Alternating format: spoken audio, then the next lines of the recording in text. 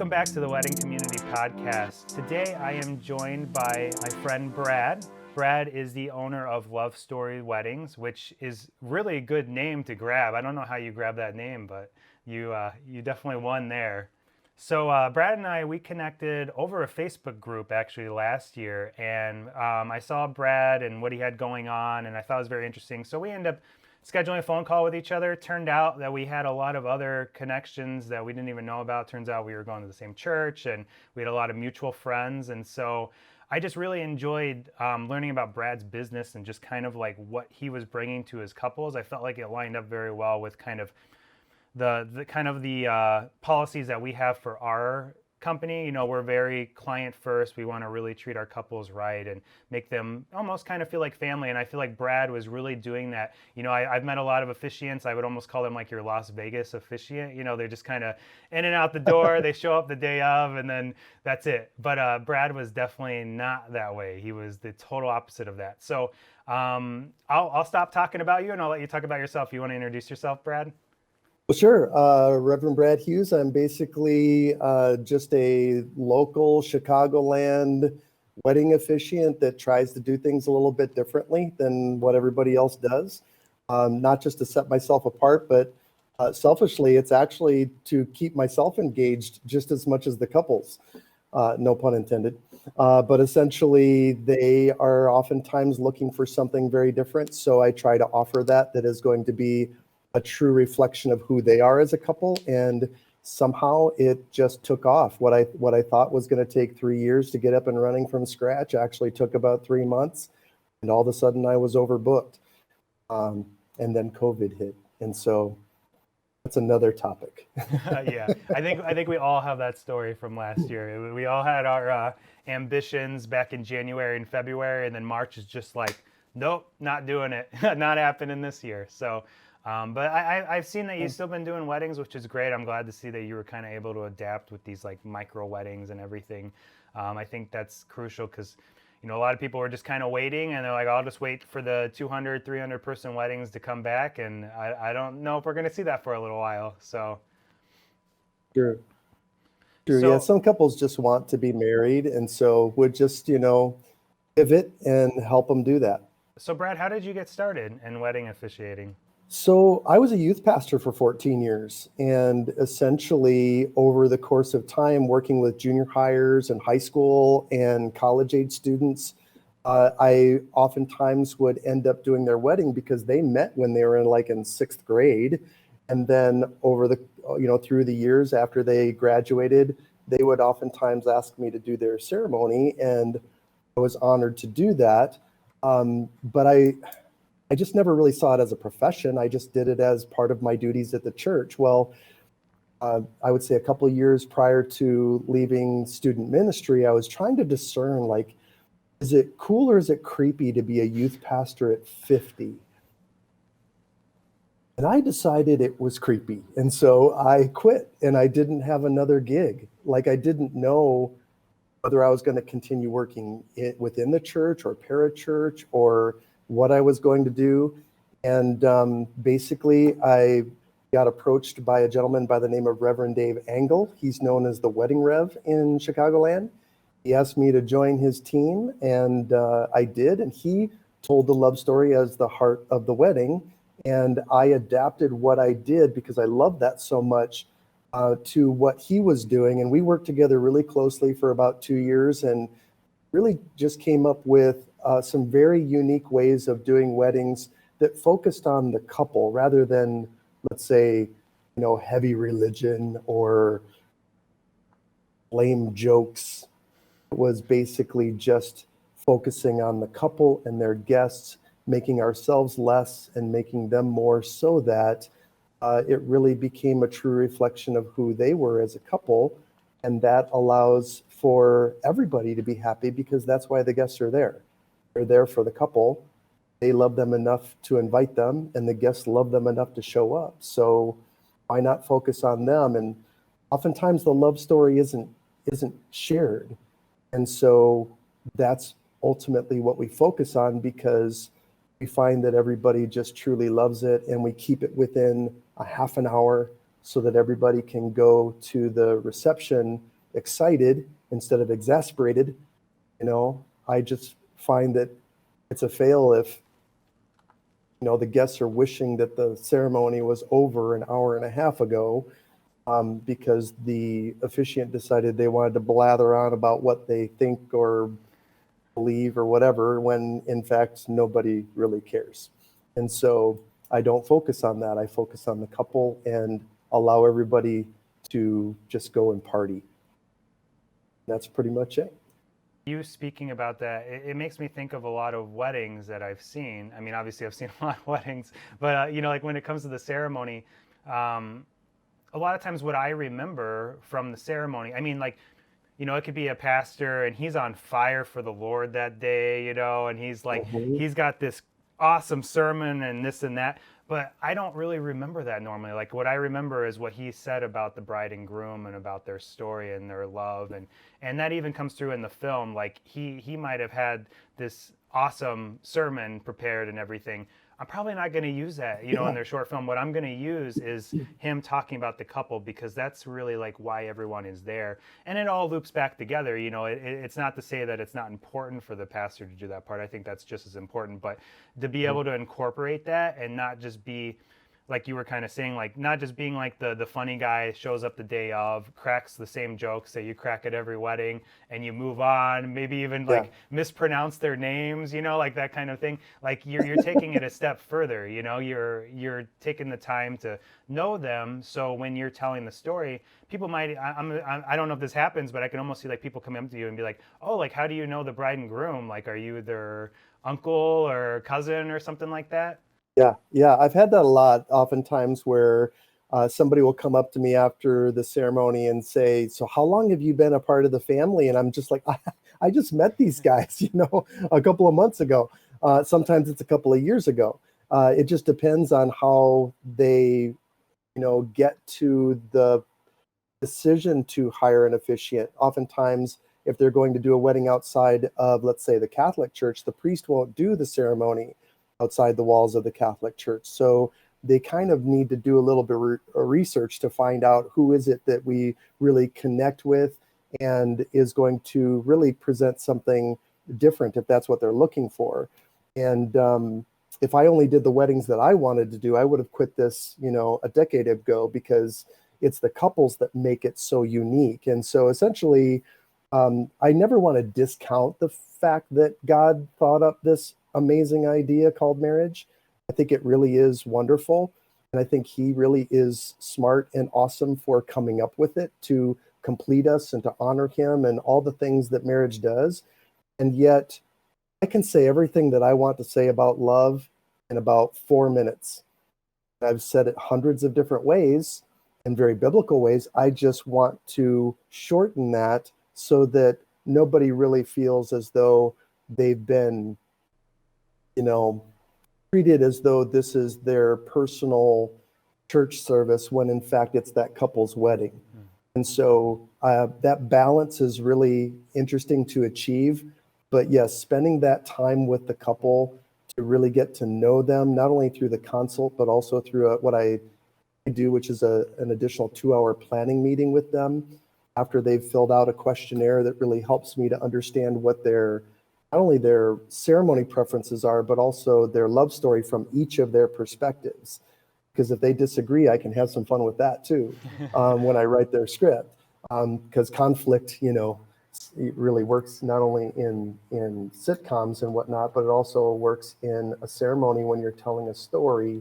Just make it fun and real and, truly genuine for everybody to enjoy. I know you kind of explain like their love story and stuff. Can you kind of visualize that with your words a little bit more of like, what are some of the things that you are doing at the ceremony that might be different than what, another photographer, DJ, whoever has seen at a wedding? Like what kind of things are you doing to make your service different? So I'm really big on firsts. I want to really focus on how they first met, what their first impressions of each other were, good, bad, or ugly. I want to focus on, who said I love you first, or where their first kiss took place, I certainly want to focus on their first date and how that all went down. And sometimes, it's a comedy of errors, and there's other times where it's just really sweet and poignant and engaging, truly endearing. I want to feature all those things leading up to the actual proposal, because the proposal is that which normally carries a little bit more weight and has some, angst and nervousness behind it, that really is cute and allows us to, you know, have some fun with that, but also identify with them, because most of us have either been through it or we're going to go through it. And to be able to present that as authentically as possible and bring it to life without it being cheesy, unless they're from Wisconsin, of course, because then it's okay to be, cheesy. But beyond that, I just want to have some fun with it. I want to keep it lighthearted, but I do some other things, to honor the mothers, considering they gave birth to them and all.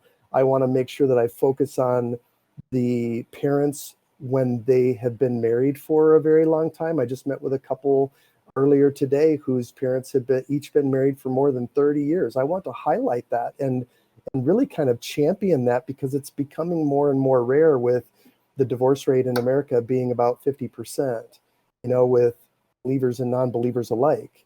So it tells me that it's not just faith that's holding people together, it's deep communication and connection, and the things that ultimately they hold dear about the institution of marriage, but also the love that can be at the heart of it, that then gets put on display for everybody to experience, and then, really, I guess, get into it in an interactive way. So I actually turn to the audience and I ask for them to shout out their support of the couple with a big "we do" or an "it's about time," or something of that nature, that just really helps them to feel like they're not just spectators, they're also participants. And that's pretty rare, I find. And so when couples are looking for that kind of involvement, this works really well for them, and I end up becoming not just a friend, but kind of feel like one of the family. That can really apply to any vendor, I think, too. Like, for us, it's not like figuring it all out the day of. Like, especially you, like I couldn't even imagine, like, you just showed up 30 minutes before, you're trying to figure out mom's name, dad's name, all this kind of stuff. Like, really, it starts before the wedding ever happens. So, like, for me, we're sending them a questionnaire, asking those key questions, but then the questionnaire is one thing, but then it's like we're hopping on a few calls kind of leading up to the wedding day to be like, okay, like, who's mom, who's dad, like, are the grandparents still around? Is there a crazy aunt you want us to avoid? Like, things like that. We try to get that information out of them, because we don't want to figure that out the day of the wedding. Like, the day of the wedding, we want to do our job, which is documenting their wedding. So we want to be able to walk in and we're like, okay, that's mom, there's dad, avoid that aunt, like that kind of thing. And I think it goes a long ways. And I could definitely see how that would totally impact like the script that you come up for them, like being able to implement their parents, whereas maybe another officiant would just be like, oh, mom, dad, but you like know them by name. Yeah, it is different in the sense that I'm asking some specific questions regarding the things that I know that not only work for a really endearing ceremony, but I also want everybody to feel like $1,000,000. That's a part of making myself less and making everybody else more, is focusing on, like, I actually introduce the entire bridal party up front while they're standing there. And most people say, well, why would you do that? They're going to introduce them at the beginning of the reception. Well, I don't want everybody in the entire audience trying to figure out who belongs to who and what somebody's name and relationship is to the bride and groom during that entire half hour. I want them to feel like I introduced everybody to them, so that if there's a +1 in the audience, they can relax and be like, okay, I know kind of like who's up there. And if they're a part of the love story in some way, then I get to refer to them as though now everybody knows who they are, instead of having to do that fresh within the story. And I think that a lot of couples really enjoy that, because they realize not only are they you know, for their wedding party, those who are standing up in it, they're not just a bump on a log who rented a tux, they're actually engaged and involved in it too, and they're a part of their love story. And now they're representing, they're supporting them and encouraging them and celebrating with them. And I want to make sure not only that we acknowledge them because of that and their place in the couple's life, but I also want to make sure from a technical standpoint that they don't faint and end up on YouTube. I want to make sure that they stay upright and they're, in it as it relates to their attention span too, because sometimes you get nervous or you get hot or your blood sugar is low or whatever the case might be. And I've only had one person in over 250 weddings almost faint during a ceremony, and they didn't show up to rehearsal to get those instructions. So as to how not to, faint and end up on YouTube. So there's a lot of technical things that go into a wedding. There's logistical things, but there's also some traditional elements. There's some hysterical elements. I just try to incorporate them all and balance them all out so it never feels like a funeral and it never feels like a comedy act. Yeah, I've had a little bit of both of those, the funerals and the comedy acts. So, Yeah. with you being having that background of being a pastor, how has that kind of influenced your business as an officiant? Well, there's actually two areas that have influenced that, because prior to being a youth pastor for 14 years, I was in musical theater professionally. And that's my undergraduate is in musical theater performing. And so I'm basically merging both of those things, the creative side and the ministry side, to pull those together to make it not only biblical and reverent, but also entertaining and fun and truly enjoyable and celebratory.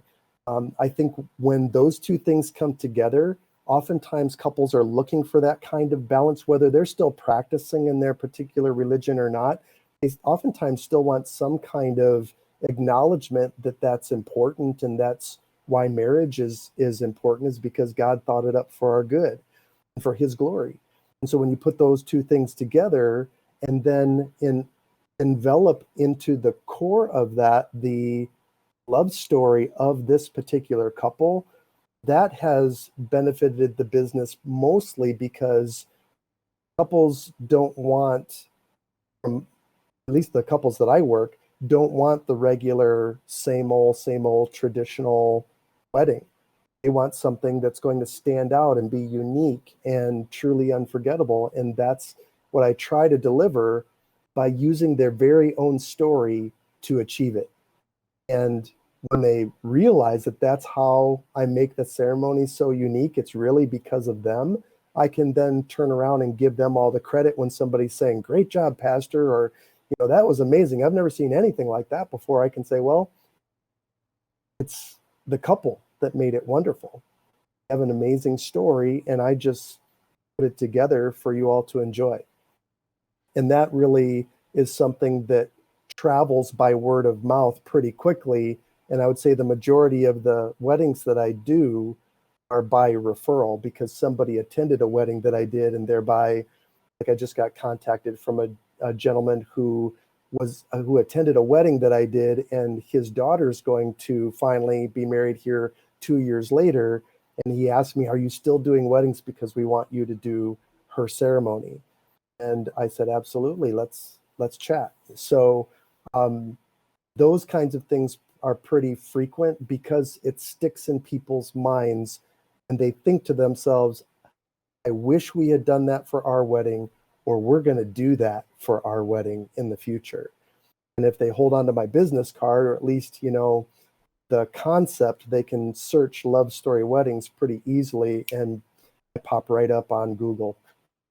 Yeah, that brings up a topic that I always kind of tell people too, is that when you're at a wedding, you never know who's watching you, and especially for you, it's like you kind of have like 30 minutes to impress, and then they won't ever see you again, almost kind of thing.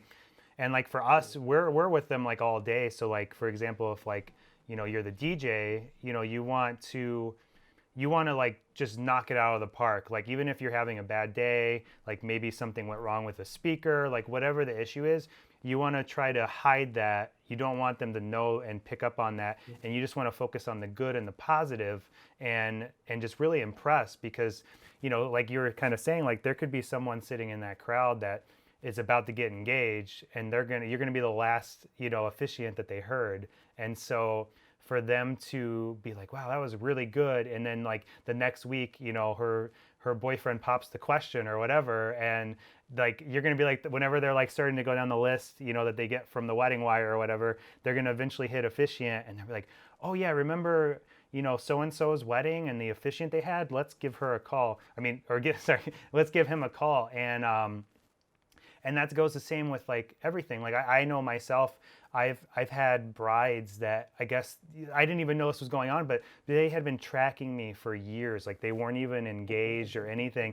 We just did one of their friends' weddings. They were just in a dating relationship. They're like, one day I will contact them whenever the time has come.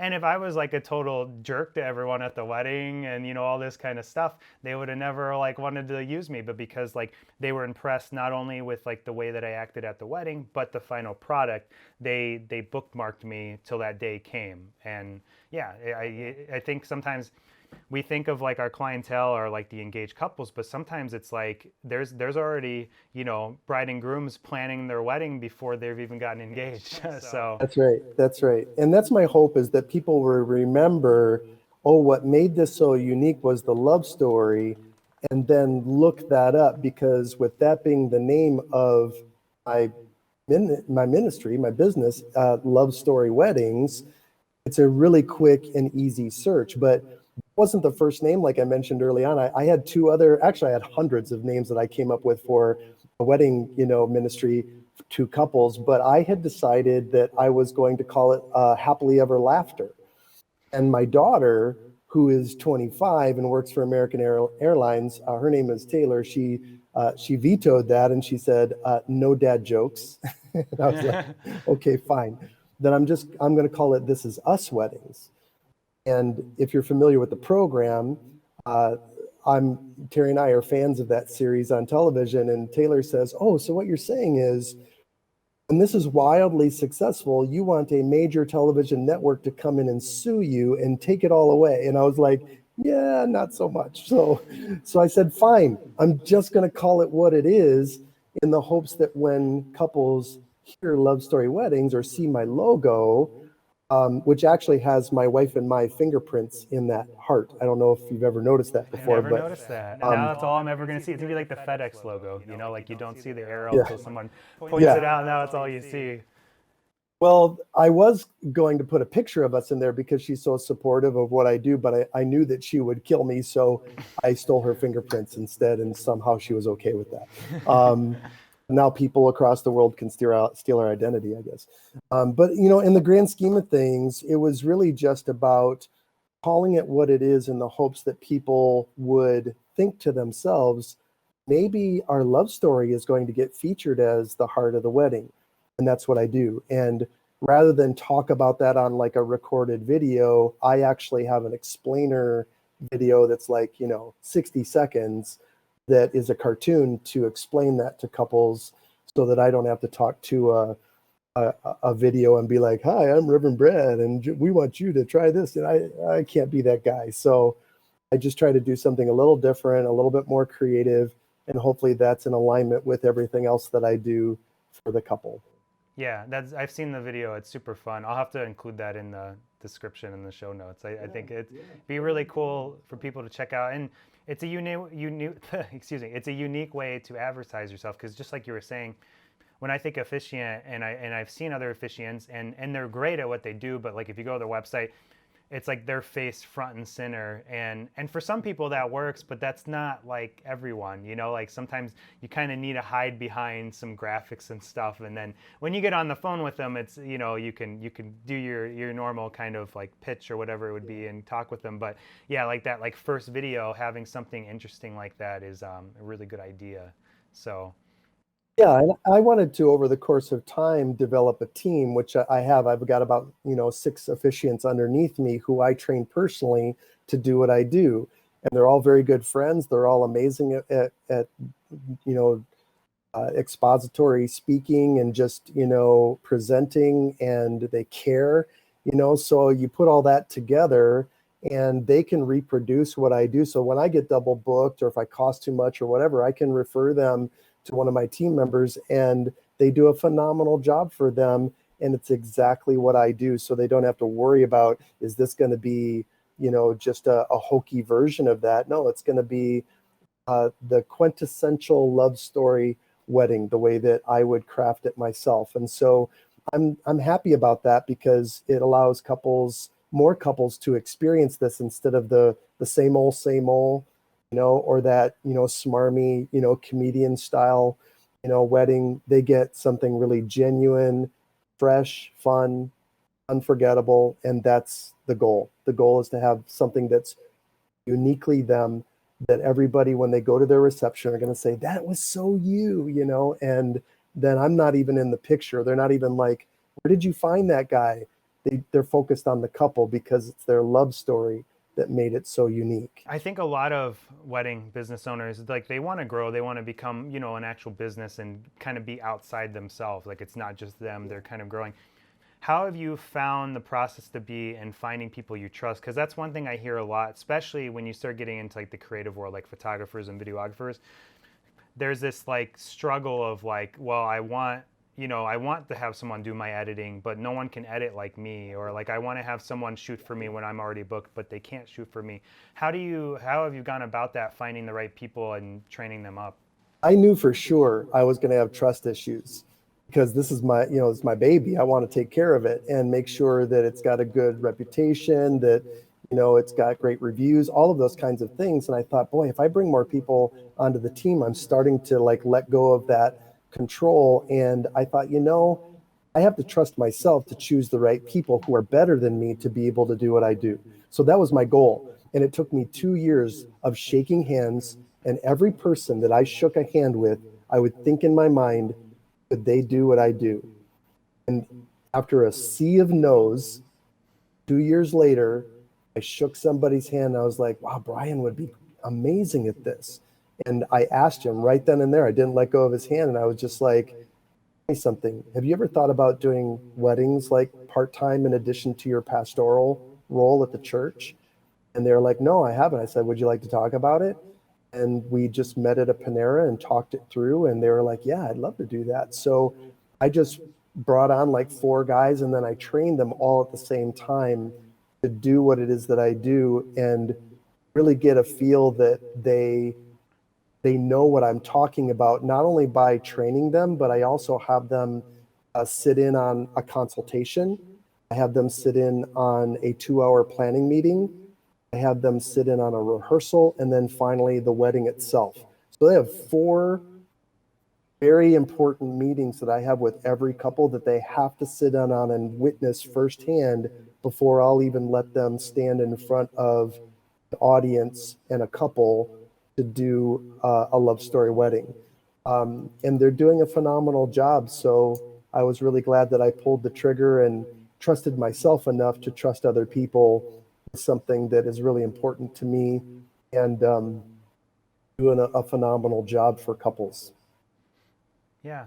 So on a normal year, we won't consider last year a normal year. On a normal year, how many weddings are you guys normally doing as a team? As a team, I would say maybe about 130, somewhere in there. Yeah. And so when it's like one of your team members, are you still like involved with that process, or are you at the point where you trust them so much where they handle all kind of like the pre-consultation and everything leading up to the day? It depends on their comfort level, but for the most part, they want to work with the couples from beginning to end. They're a little bit concerned about the selling aspect of it, and I just tell them, don't sell anything. Just tell them what you do, and if they love it, they're going to want to work with you because you are the representative of Love Story Weddings. It's not me, it's not the logo, it's not the video that they saw, it's you. And so essentially, what I do is just make sure that they are themselves, that they bring their best practices to what it is that we're doing. And I already know that they're a believer. I know that they care. I know that they have the ability to write and to perform a ceremony up front of people. They don't get overly nervous. Certainly, there's a certain level of nervousness. Otherwise, it means that you don't care. You're just being flippant about things. But so I'm not concerned about whether or not they're nervous. I'm concerned about whether or not they care, and that ultimately, I think, really translates into something that everybody really enjoys because they know that that person is passionate about what it is that they're doing for this couple. And since they love the couple, now they love the officiant. It really was like a difficult thing for me to ask others to join what I was doing. But my motive was to say, look, I don't want to leave a couple on a lurch and I can't do their ceremony. So if I can point them to somebody that I really trust, because I had a firsthand, you know, and a firsthand like in how they do their ceremonies, then I feel like I'm almost doing Chicagoland a service, you know, and if I'm multiplying that, then who knows, maybe the face of weddings will change over time because we're not doing 2 hour long boring funeral weddings anymore. And we're not doing these 10-minute comedy acts that are so smarmy. We're doing something that really is wonderful and worth, you know, spending time on. So I want to make sure that, you know, couples never get to the place where they're like, can't we just like say our quick vows in front of the justice of the peace and go party? Because that's the important part, right? Isn't it the party that's the most important part? Maybe this will kind of flip the scales a little bit, and it's not the party that's the most important part. It actually rivals the fun that they had at the wedding.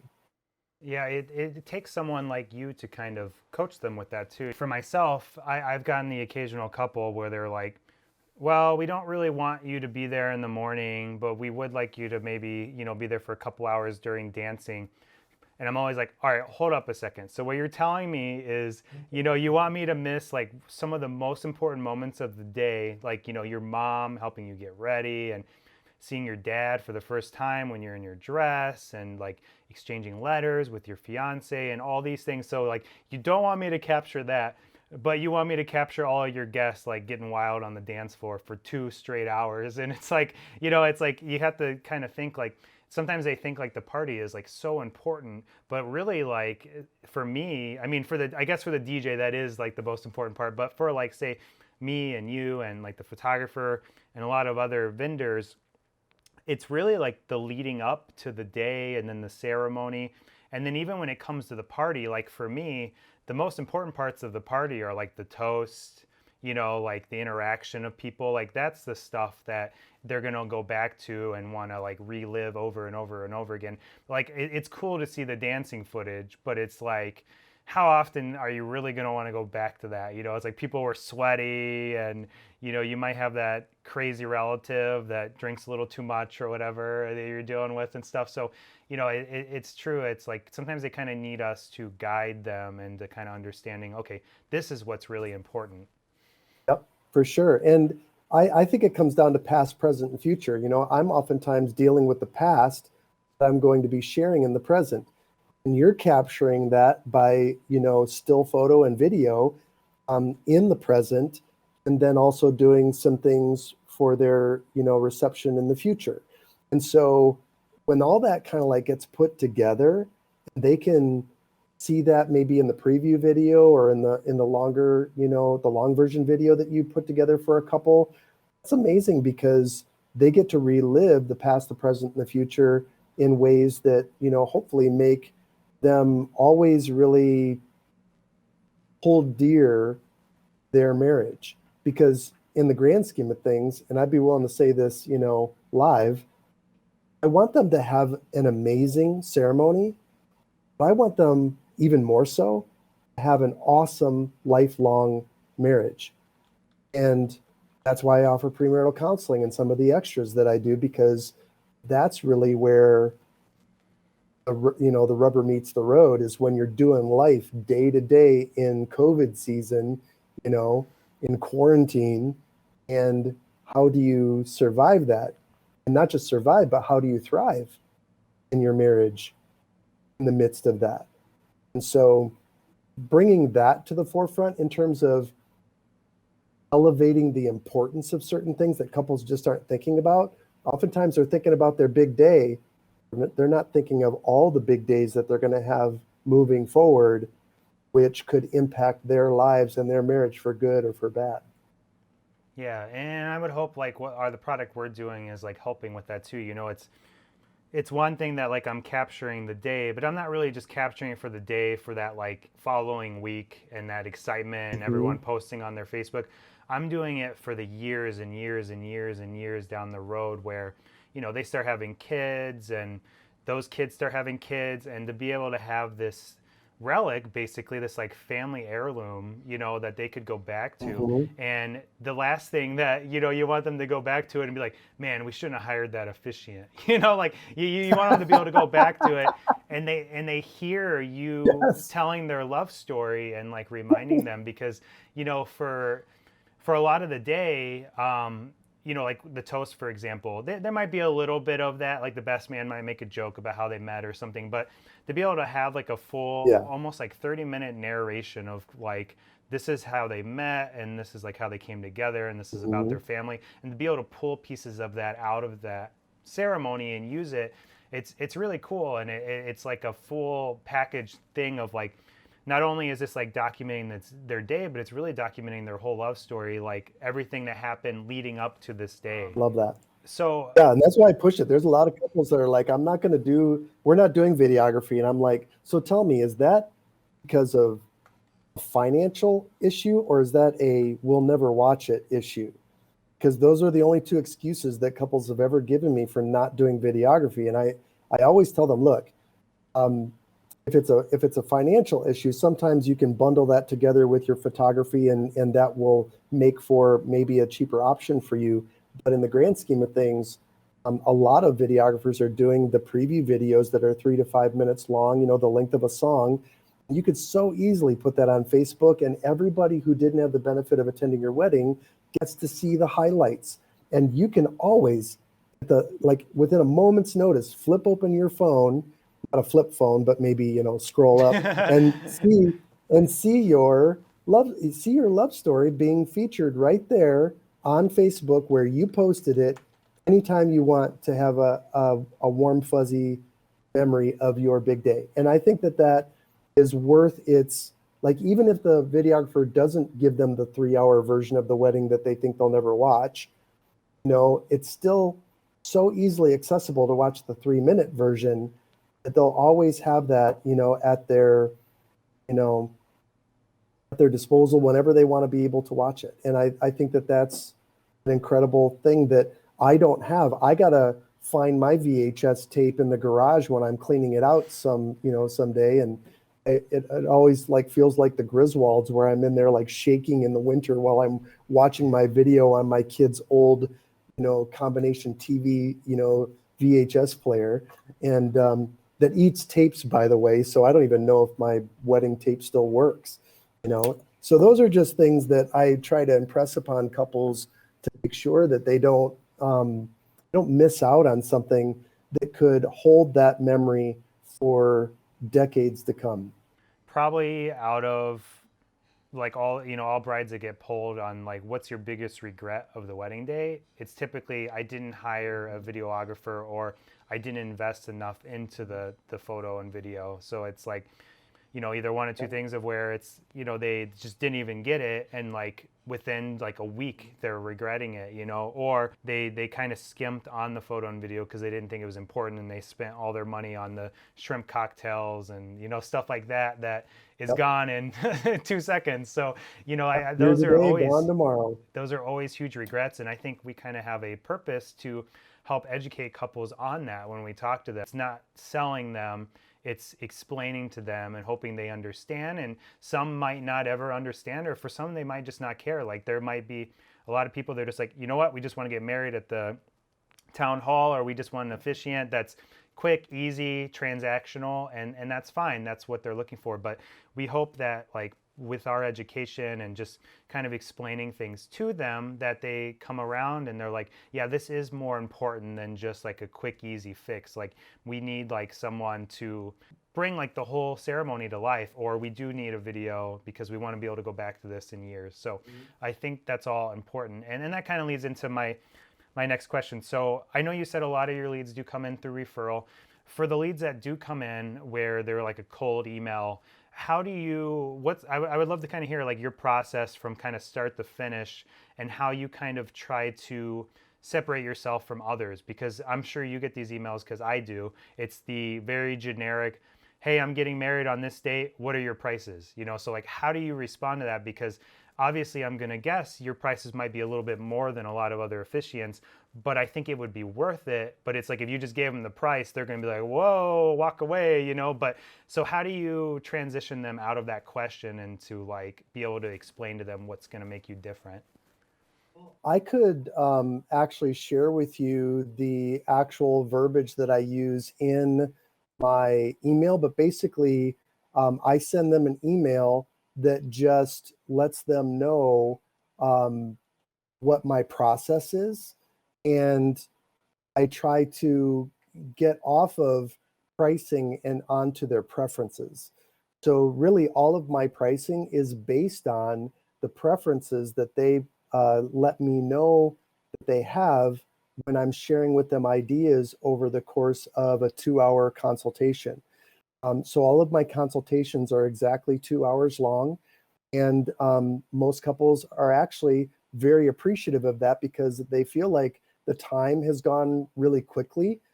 So obviously, when I'm telling them a couple of stories in the midst of, doing a consultation, I'm doing it on purpose because I want them to know I can tell a story. And if they're enjoying that, then they can just transfer that to what their story would sound like if I were telling it to them without actually doing it in real time.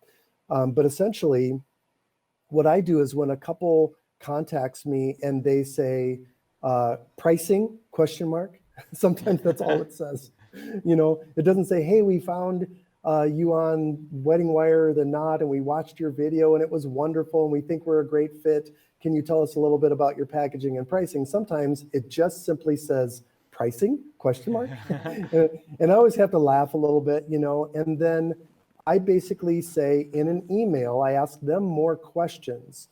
Like I want to know her fiance's first and last name. I want to know what time their wedding is scheduled to begin. I want to know how many guests are anticipated to attend. And I also want to know how many bridesmaids and groomsmen there are. And ultimately, how do you like the concept of your love story being featured as the heart of your wedding? Because if they can answer those questions, that should give them an indication that that's going to influence pricing. And so oftentimes they'll answer those questions, and I follow those questions up by saying, since no two couples or weddings are the same, I customize all packages and pricing based on your preferences after guiding you through an idea-filled sample ceremony over Zoom. I just tell them it would be really great to meet with you for a Zoom video consultation. And after we get acquainted, I'll guide you through a unique ceremony, provide a customized quote, and then see if the feeling's mutual for us to work together. Now, the reason that I do that is because I'm not going to share with them my pricing up front. I can't. It's different for every couple based on their preferences. So I never tell anybody my pricing before our consultation. You get them off the pricing and you get them onto their preferences. They're coming to you and they're thinking this is transactional. If I walk into, I don't know, Starbucks, I just want to pick out the drink, I want to know how much it is, and I kind of move on with my life. But that's not how this should be handled. Like there are, officiants that handle it that way, just like there's videographers that handle it that way. But you're trying to sell a different kind of service, and for you, it's you need to know what kind of preferences. Like I'm almost like picturing like there's these like little dials, and they're kind of checking the dials, and then as they check the dials, it's gonna like kind of generate a price. And in a way, that's like what has to happen. Just like for myself, it's like especially more now than ever, like I'm doing some weddings that are 3 hours long. I'm doing some weddings that are still like normal weddings. And, if you just come to me and you're like, what are your prices? It's like, I can kind of give you an hourly rate ballpark, but I don't know what kind of edits you want. Like, I don't know if you're looking for a short film, a full edit, raw footage, how many hours. Do you want 2 shooters? Do you want like an Instagram version? Like, there's so many things that could determine that price. And by me just throwing out like 3 packages, it's totally doing a disservice to the couple and not taking time to learn what they're looking for and to be able to offer that to them. I completely agree. And that's why I just don't share pricing. It's not because I want to be mysterious or I want to be evasive. I just don't know until I've met with them. To be quite honest, and I never say this to a couple, I don't even know if I want to work with them. Yeah, I think that's true. And I think as you kind of progress in your business, you start to kind of learn what couples are right for you, And so you're almost kind of using that for a filter. They're interviewing you, but in a lot of ways you're interviewing them, like you want to see if they're the right fit for you. Because if they come to you and they're like, yeah, we're just kind of getting married and we're not too into our story. It doesn't make any sense. Just kind of like for me, if they're like maybe not close with their family and they don't have like a special story and like the wedding just isn't important to them, the video is probably not going to be important either. So it's like no matter what I offer them, it's not going to be right. Say the reception's not important, well then like no DJ is going to be important to them, like they're just going to probably find someone with an iPhone and like plug it into the speakers or whatever. So True. And I want the couple to know that what I do is different. And if they really don't want anything different, there's hundreds of officiants that are doing that. And they might be a better fit than what I'm going to be for their preferences. It's fairly rare. I think that my marketing is at least dialed in enough to be able to talk to the couple that is looking for what I'm offering. But early on, that wasn't always the case. And it was just like there were those who kind of came in kicking tires and asking for prices without really caring what the ultimate outcome was going to be, what the product or service was going to be. And that made for a really short meeting. I think there's only once where I met with a couple in Chicago where at the end of the meeting, I pretty much said, you know what? I would love to work with you. I was speaking to the bride. Him, not so much. And I gave them my business card and I left because I didn't want to work with him. He was a jerk. And he was a jerk, not just to me, he was a jerk to her. And I wanted to send a message that, look, if you're willing to put up with this for a lifetime, that's awesome. But I'm not willing to put up with it for a half an hour. I left. And so that's the only time that I can ever remember doing or saying that. But it was palpable. It was something that I was serious about. I don't want to work with people who don't want to work with me, and hopefully vice versa. It's just that I'm primarily talking to people that do. They do want something unique. They do want something that is painstakingly, meticulously worked on and cared over so that they get exactly what they want. And I don't want it to be anything less than that. And so if there's anything that, I'm overly perfectionistic about, it's making sure that it's not a reflection of me, it's a reflection of them. And I think that in the end, they really appreciate that. And they don't even know, even though I give everybody a full word for word customized script for them to send me edits and I can go in and make changes, I would say I probably work at least 5 hours on every script. And then they still don't know exactly how it's going to come off, but once they hear it live, they're so grateful that they took the leap, and I am too, because I made more friends, and I'm friends with over 250 couples on Facebook that I married, and none of them are divorced to my knowledge. I don't think that's because of me. Although when I am doing the consultation, I do repeat "until death do you part" twice. I'm always like, hey, Travis, until death do you part. And he's like, I know.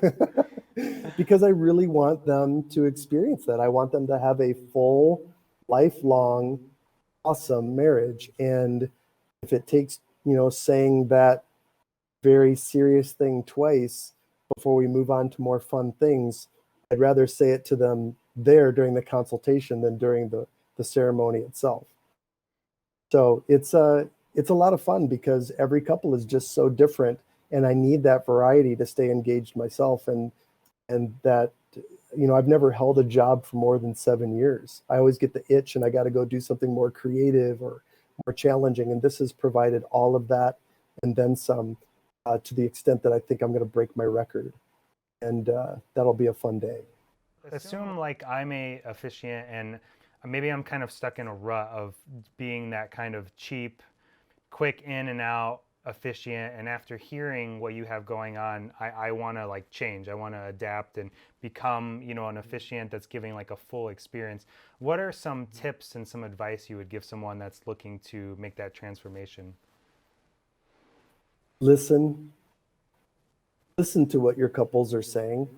I'll give you a really quick example of how I just adapted over the course of time because I was hearing the needs of my couples. And I don't think that anybody else was really listening to what they're saying, but about 75% of the couples in the midst of a consultation were saying, we can't afford the videography. We can't afford our honeymoon because we spent the wad on the wedding. So we're going to save up for a year and we're going to take our honeymoon on our 1-year anniversary. And my response to those couples was this: do not do that. Say I do and get out of Dodge. You guys need to be sitting on a secluded beach somewhere, holding a margarita in your hand, not talking about weddings. It will save your marriage before it starts. And your videography will help to continue your marriage because you get to look back at the reason that you guys happened in the first place and how you vowed your vows to each other seriously for a lifetime, and how you're going to take a trip every year to keep the home fires burning. And so what I did is I decided to offer discounted videography and discounted vacation packages to help these couples not only afford those things, but to afford me as well. So if it becomes a win-win-win situation because I was listening to my couples, to be able to get them where they want to go and bring things from the wish list up to the let's do it list, awesome. And then let's take all the things that I've developed over time in terms of unique ideas. I think that these officiants can just hop on, Google. Google's your friend. And just type in unique 2021 unity ceremonies. Because nobody wants to watch the sand ceremony anymore since we've been doing that since the 1970s. Do something different. And so I present to them some more modern ideas of what they can do for a unity ceremony. I've even had brides say, we're not doing a unity ceremony. They are cheesy and cliche, and we're not even religious, so we're not doing it. And I'd say, well, you say that now, but wait till I share with you what it is that I would suggest that you do. And they're like, okay. And by the time I'm done pitching it, they love it and they want to do it. Because I built tradition into it, that they can actually celebrate every year and build up their marriage by virtue of something that they performed at their ceremony. We have that. Terry and I have that.